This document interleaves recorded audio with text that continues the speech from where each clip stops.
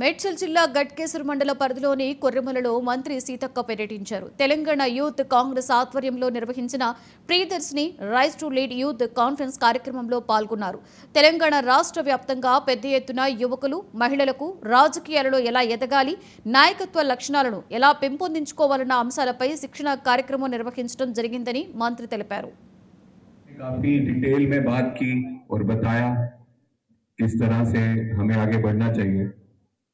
मैं सिर्फ इतना कहूंगा कि आज का जो प्रोग्राम प्रेसिडेंट साहब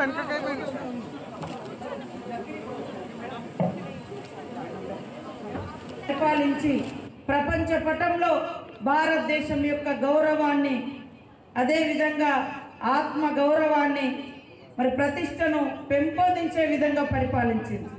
మన సాంప్రదాయాలు అనేకం అడ్డం వస్తాయి. విడో అంటే భర్త చనిపోయిన వాళ్ళు అంటే ఎలా చిన్న చూపు చూస్తారో తెలుసు.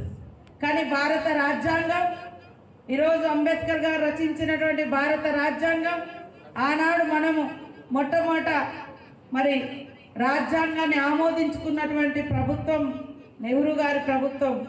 ఆ యొక్క రాజ్యాంగం విడో అయినా, సింగిల్ ఉమెన్ అయినా, లేదా ఎవరైనా మహిళలైనా ఎవరైనా ఈ దేశాన్ని ఏలొచ్చు, అందరూ సమానమైనటువంటి స్ఫూర్తిని భారత రాజ్యాంగం ఇచ్చింది. ఈరోజు మనకు కొన్ని సాంప్రదాయాలు ఉంటాయి. మహిళలు ఇక్కడ భర్త చనిపోయినటువంటి మహిళలు ఈ గుళ్ళోకి రావద్దు, లేదా ఈ పెళ్లి ఫంక్షన్ల కాడ ఎదురుగా కనబడొద్దు, లేదా ఇంకా ఇది చేయొద్దు, అది చేయొద్దని. కానీ ఏకంగా మరి మన భారత రాజ్యాంగం ఇందిరాగాంధీ గారిలో ఉన్నటువంటి ఆమె యొక్క శక్తి, ఆమె యొక్క పవర్ను మరి ఒక ప్రధానమంత్రిగా కావడానికి కూడా యాక్సెప్టెన్సీ ఉంది. అది భారత రాజ్యాంగం యొక్క గొప్పతనం. ఆమె సాధించినటువంటి అచీవ్మెంట్, ఆమె అర్హురాలు అని ఈ సమాజం, ఈ దేశం గుర్తించడం జరిగింది. కానీ మనకు కొన్ని కస్టమ్స్, కల్చర్స్ ఇవన్నీ అనుకుంటాం, సాంప్రదాయాలు. కానీ అనేక రకాల అవమానాలు కూడా ఉంటాయి అందులో.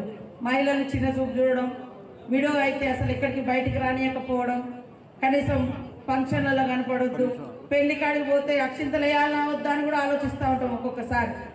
వీళ్ళు అక్షింతలు వేస్తే ఏమవుతుందో, ఇట్లాంటివి కూడా ఉంటాయి. కానీ ఈ దేశానికి కోట్ల మందికి కూడు గూడు గుడ్డ పరిపాలించి